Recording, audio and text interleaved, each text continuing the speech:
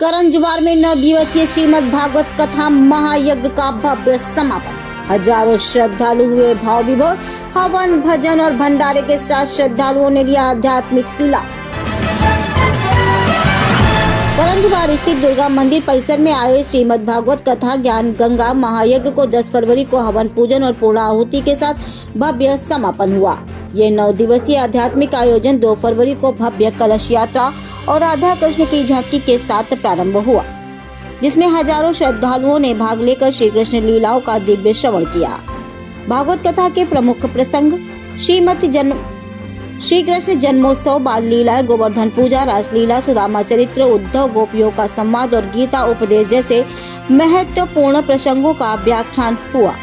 कथा में प्रसिद्ध कथावाचक पंडित महेंद्र महाराज श्री खंडंगवा वाले ने अपने योजस्वी वाणी में भक्तों को आध्यात्मिक रसपान कराया।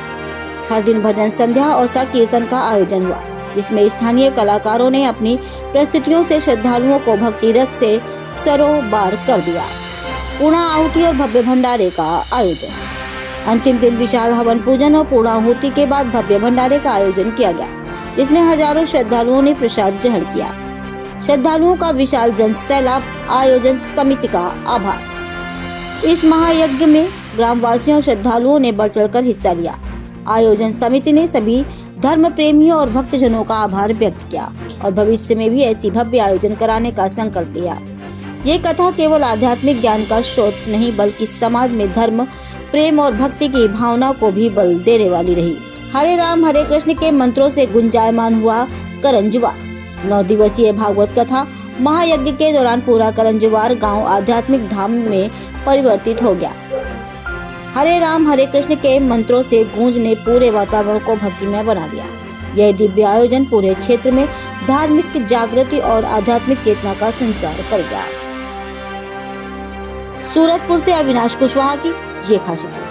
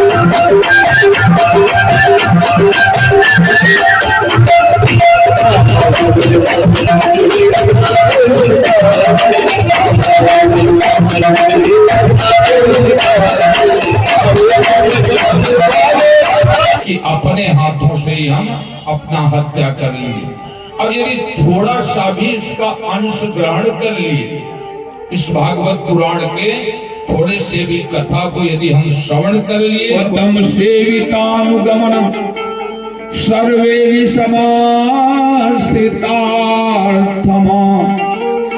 श्रीमद्भागवतम विद्या विजयते सम्राट पुराणयः। पुराणों का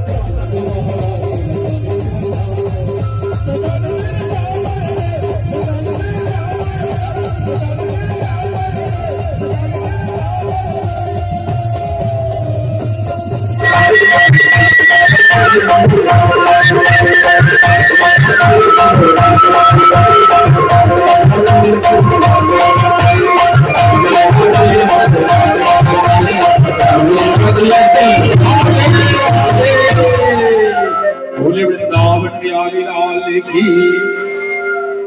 मनन करने योग्य है और वही अध्ययन करने योग्य है।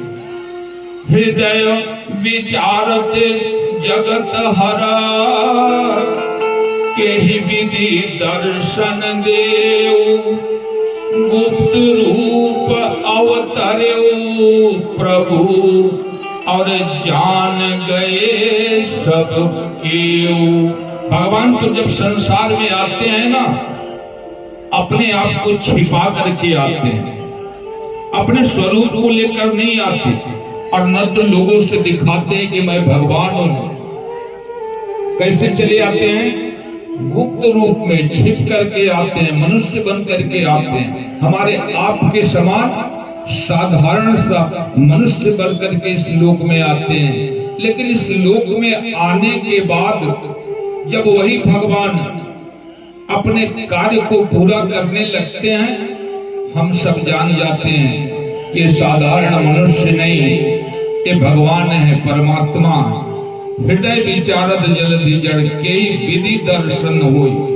कुछ न कुछ स्वरूप लेके ही भगवान हमको दर्शन दे देते हैं।